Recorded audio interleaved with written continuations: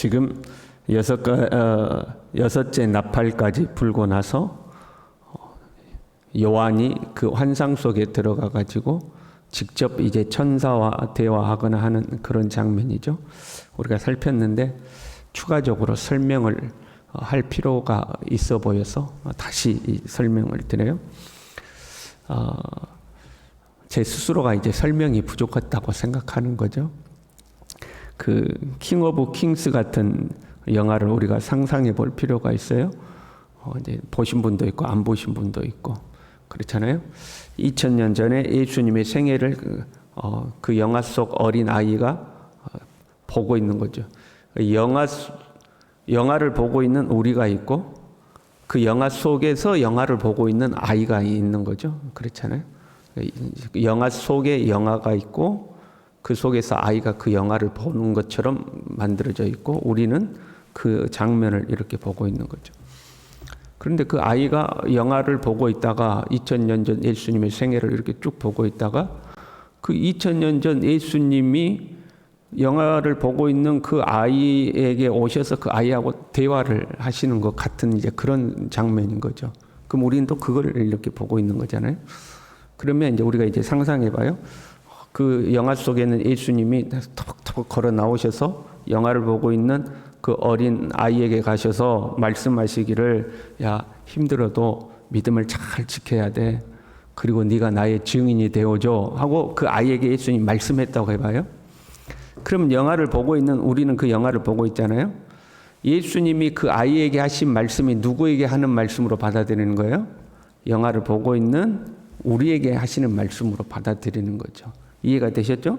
영화를 보고 있고 아이가 그 영화 속에서 예수님을 보고 있는데 예수님이 나오셔서 그 아이에게 야, 힘들어도 믿음 잘 지켜야 돼. 네가 나의 증인이 되어줘 라고 이야기하면 우리는 그걸 보고 주님이 나에게 말씀했다고 이렇게 느끼는 거죠. 이해가 되시죠? 자, 지금 요한도 영화를 보고 있다고 우리가 상상을 해봐요. 그 환상이라는 것이 영화 같은 거잖아요.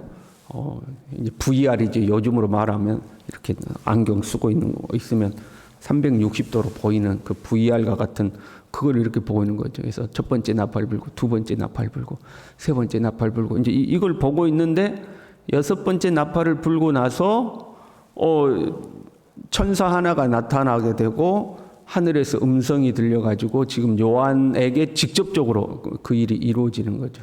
마치 영화 속에 예수님이 어린 아이에게 걸어 나오셔서 말씀하듯이 환상 속에 있는 천사하고 요한이 또는 하늘의 음성이 요한에게 직접 이야기를 하는 거죠. 두루마기를 가져다가 먹어버리라. 그래서 요한이 먹었어요. 그리고 나서 말씀하시기를 네가 많은 백성과 나라와 방언과 임금에게 다시 애언하여야 하리라. 지금 요한에게 하시는 말씀이죠. 네가 많은 백성과 나라와 방언과 임금에게 애언해야 돼 하고 이야기하는 거죠. 그러면 그 장면을 보고 있는 우리는 그것이 요한에게 하는 말씀과 동시에 누구에게 하는 말씀으로 받아들여요? 우리에게 하는 말씀으로 받아들인다 이 말이죠. 이해가 되셨습니까? 예수님이 어린아이에게 네가 나의 증인이 되어줘야 돼 라고 이야기하면 우리가 그 장면을 보고 있는 우리가 우리에게 주는 메시지로 받아들이는 것처럼 요한에게 네가 많은 백성에게 애언해야 되리라 라고 이야기하면 이 애언의 말씀을 읽고 듣는 사람의 입장에서는 요한에게만 하시는 말씀이 아니라 곧 우리에게 하시는 말씀이다 하고 받아들이게 되는 거죠. 성도들이 우리가 예수 그리스도의 애언의 말씀을 전해야 되는구나 하는 걸로 받아들이는 거죠. 여기까지 이해가 되셨습니까? 이해가 되셨죠? 그리고 11장으로 이어져요. 10장과 11장은 분리되어 있는 것이 아니라 지금 같은 장면이죠. 환상을 보고 있던 요한에게 천사가 나오고 하늘의 음성이 들려서 요한에게 직접 이야기하는 말씀이에요. 그래서 성전을 측량하라 하고 이야기해요. 그러면 요한에게 애언하여야 하리라 하는 것은 성도들에게 하는 말씀으로 받아들였으니까 성전을 측량하라 하는 것도 누구에게 하는 말씀이에요? 성도들에게 하는 말씀이다 이 말이에요. 지금 이해하고 계시는 거죠? 이해하고 계시는 거죠. 성전을 측량하라. 근데 그 성전을 측량한다는 것이 하나님의 성전과 제단 안에서 경배하는 자들은 측량하고 마당만 밟고 있는 자들은 내버려 두라. 그 말씀이잖아요. 그들은 이방인에게 42달 동안 짓밟힐 거다. 내버려 두라 하는 거잖아요. 그럼 그건 우리에게 어떤 메시지를 주는 거예요? 너는 하나님의 성전 안에서 하나님을 경배하는 자가 되어야 된다. 마당만 밟는 자가 되어서는 안 된다. 지금 그 말씀하시는 거잖아요.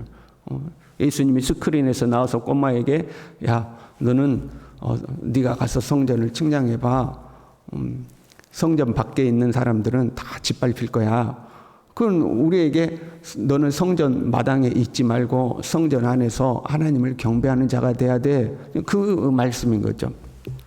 그리고 나서 같은 기간인 야 내가 두 증인을 세워서 1260일 동안 42달 동안 짓밟히는데 그 1260일 동안 나의 두 증인을 세워서 애언하게 할 거야. 아까 10장에서 뭐라고 그랬어요? 네가 많은 백성과 나라와 방언과 임금에게 애언해야 될 거야. 그렇게 이야기했잖아요. 그런데 11장에 와가지고 내가 두 증인을 세웠는데 그 두 증인이 애언할 거야 라고 이야기하는 거예요. 그러면 여러분 누가 그 두 증인이 누구예요? 애언해야 될 거야. 10장에서 이야기했잖아요. 성도들에게 네가 다시 애언해야 돼. 그런데 나의 두 증인이 애언할 거야. 그러니까 그 두 증인이 누가 돼요? 성도들이 자신들이라는 것을 어림짐작으로 알 수 있는 거다 하는 거죠. 이 두 증인에 대한 이야기들이 약간 영화적 상상력이 필요한 부분이죠. 제가 계속해서 요한계시록 하면서 영화적 상상력을 이야기하잖아요. 왜냐하면 문자 그대로를 쫓아가면 엉뚱한 해석이 되기 때문에 그래요. 참 하나님이 대단하신 것이 이 2000년 전에 성도들에게 영화 한 편을 보여주시는 거거든요. 그런데 지금 같은 시대였으면 진짜 이렇게 영화를 상영했을 텐데 당대의 성도들에게 이걸 글로써 이렇게 보여주는 거잖아요. 이 두 증인이라는 것 자체가 하나의 스토리를 구성하고 있는 거죠. 그러면 그 스토리는 우리가 영화를 보고 나서 영화를 본 뒤에 주어지는 감동과 교훈이 있는 것처럼 이 스토리 자체가 그 감동과 교훈을 주는 거지 문자 하나하나의 해석이 필요한 것은 아니다 이 말이에요. 그래서 그 두 증인 스토리를 그렇게 이해할 필요가 있어요. 근데 주님이 이 두 증인을 그대로 해석을 해요. 4절에요. 그들은 이 땅에 주 앞에 서 있는 두 감람나무와 두 촛대다 이렇게 되어 있어요. 여러분 보세요. 두 증인이라고 그랬잖아요. 두 증인이면 사람으로 하면 몇 명이어야 돼요? 2명이어야 되잖아요. 그런데 두 증인은 뭐라고요? 두 감람나무와 두 촛대래요. 모두 몇 명이에요 그러면? 4명이 되잖아요. 두 증인이면 감람나무 하나와 촛대 하나가 되든지 감람나무만 둘이든지 촛대만 둘이든지 그래야 둘 아니에요? 근데 두 증인이라고 해놓고 감람나무 둘, 촛대 둘 이렇게 해놓은 거죠. 그럼 무슨 말이에요? 감람나무와 촛대가 분리되지 않는다 그 말이죠. 감람나무가 촛대고 촛대가 감람나무가 돼야 둘이 되지 않겠어요? 그러면 이제 쉬워지는 거죠. 촛대는 이미 뭐라고 밝혀놨어요? 1장에서 교회라고 밝혀놨다 이 말이죠. 성도들에게 이 장면이 성도들에게 하시는 말씀이에요. 야, 너희들 가서 너희들이 애언해야 될 거야.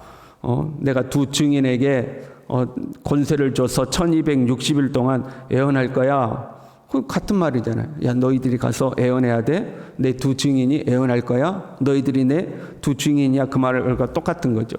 42달 동안 성전 안에 있는 자들이 있는가 하면 성전 밖에서 짓밟히는 자들이 있는데 그 기간 동안 나의 두 증인이 애언할 거야. 여러분 어떤 느낌인지 좀 오십니까? 이 느낌이 와야 되거든요. 다시 정리하면 이런 거죠. 요한에게 하는 말씀인데 네가 많은 나라와 백성과 방언과 임금들에게 다시 애언해야 된다. 근데 그 성전에서는 하나님을 경배하는 자들이 있고 마당만 밟는 자들이 있는데 마당만 밟는 자들은 42달 동안 이방인들에게 짓밟힐 거야. 그 1260일 동안 나의 두 증인은 나가서 애언하게 될 건데 그들은 이 땅에 주 앞에 서 있는 두 감람나무야 두 촛대야 그렇게 말씀하시는 거죠.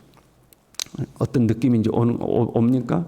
그럼 그것을 듣는 성도들은 본인들에게 하시는 말씀이라는 것을 알 수 있다 이 말이에요. 우리에게는 좀 어려울지 몰라도 초대교회 성도들은 본인들에게 하시는 말씀이라는 것을 알 수가 있어요. 그래서 두 감람나무와 두 촛대는 교회와 성도들로 우리가 정리를 할 수가 있어요.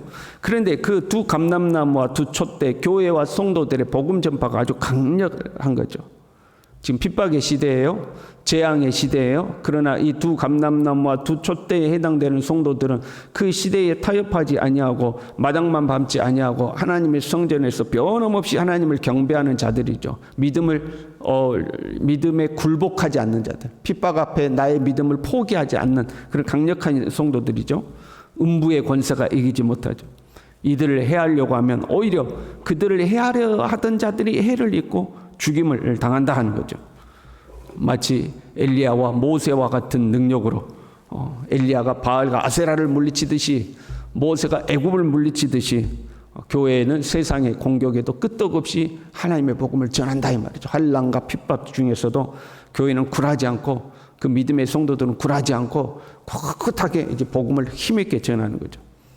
그러다가 그 42달이라는 기간이 지나고 나면 1260일이라는 기간이 지나고 나면 무저갱에서 짐승이 올라오는데 우리가 이 사탄이라는 것을 또는 사탄의 하순이라는 것을 금방 알게 되죠. 이 무저갱에서 짐승이 올라와서 두 증인이 죽음을 맞이하게 된다, 죽는다 하는 거죠. 이 대목에서 그 초대교회 성도들은 어떤 걸 느낄까요?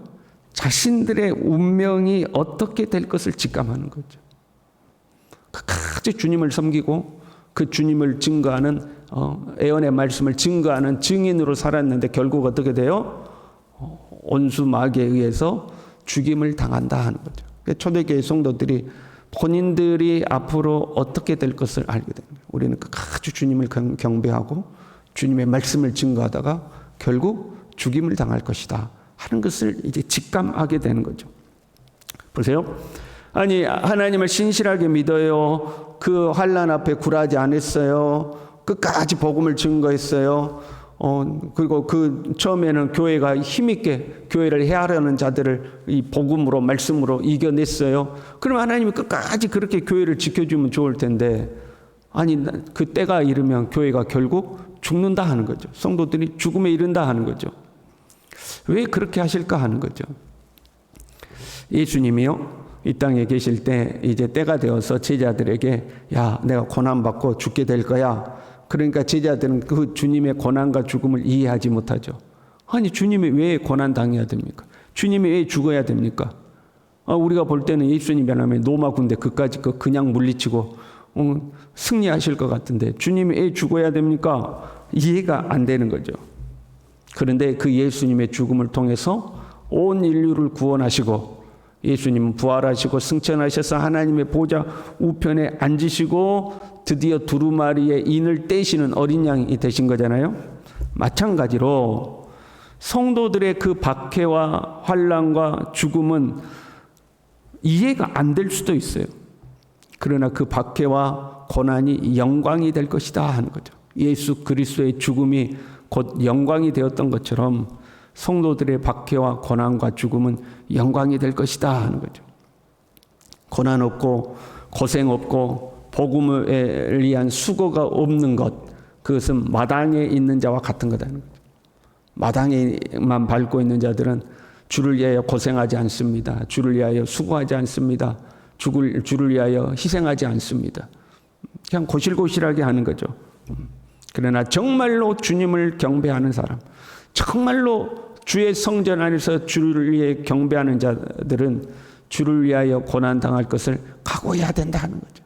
초대교회 성도들은 그 메시지를 받는 거예요. 우리는 죽음을 각오하고 주님을 경배하고 주님의 말씀을 전해야 된다. 그런데 그 죽음으로 끝나지 않죠. 예수님이 부활하시고 승천하셔서 하나님 우편에 앉으신 것처럼 교회와 성도들도 다시 살아날 것이고 하늘에 오르게 될 것이다 하는 것을 말씀하고 있는 거죠. 이 모든 것이 지금 요한에게 하시는 말씀이지만 이 말씀을 듣는 성도들에게 주시는 메시지로 받아들여지는 거죠. 제가 전반부에 설명했던 것처럼 우리는 요한이 천사에게 이 말씀을 받는 것을 보고 듣는 위치에 있지만 요한에게 주는 메시지가 곧 우리에게 주는 메시지다 하는 것을 금방 느끼는 거죠. 특별히 박해 속에 있던 초대교회 성도들에게 이 메시지는 특별한 거죠. 성도들로 하여금 죽음을 각오하도록 만드는, 복음을 증거하다가 죽을 수 있다는 그 각오를 하도록 만드는 메시지인 거죠. 그러나 죽음으로 끝나지 아니하고 반드시 부활하고 승천하여 하나님 앞에 서게 될 것이다 하는 것을 이제 말씀하고 있는 장면이죠. 우리는 우리 자신을 돌아봐야 돼요. 우리는 마당만 밟고 있지는 않는가 하는 거죠. 그렇잖아요. 교회는 다녀요. 우리가 교회는 다니지만 내 자신의 편안함과 내 자신의 안락함과 내 자신의 삶을 누리는 것이 가장 우선은 아닌가. 그 마당만 밟고 있는 자들이죠. 우리는 어떤 순간에도 복음을 전하고 있는가. 그 복음을 증거하다가 내가 고난받고 핍박받고 조롱을 받는다 할지라도 복음을 전하고 있는가. 우리 자신을 돌아봐야 되겠죠. 우리는 그 어떤 순간에도 주님을 경배하고 주님의 복음을 증거하는 자로 살아갈 수 있기를 바랍니다. 기도하겠습니다. 하나님 아버지, 주를 위하여, 주의 나라를 위하여, 주님의 영광을 위하여 내 자신이 고난을 받더라도 주를 위하여 사는 삶이 가시밭길이더라도 주님 우리로 하여금 포기하거나 돌아서지 아니하도록 마당만 밟는 자가 되지 아니하고 하나님의 성전 깊숙이 나아가서 주님을 경배하고 주님이 오시는 그날까지 주의 복음을 증거하고 주의 복음을 증거하는 일이 우리에게 박해와 고난의 길이라 할지라도 우리에게는 부활과 영광이 기다리고 있음을 믿고 끝까지 믿음의 길을 걸어갈 수 있도록 우리 모두를 붙들어 주시옵소서. 예수님의 이름으로 기도 올리옵나이다. 아멘.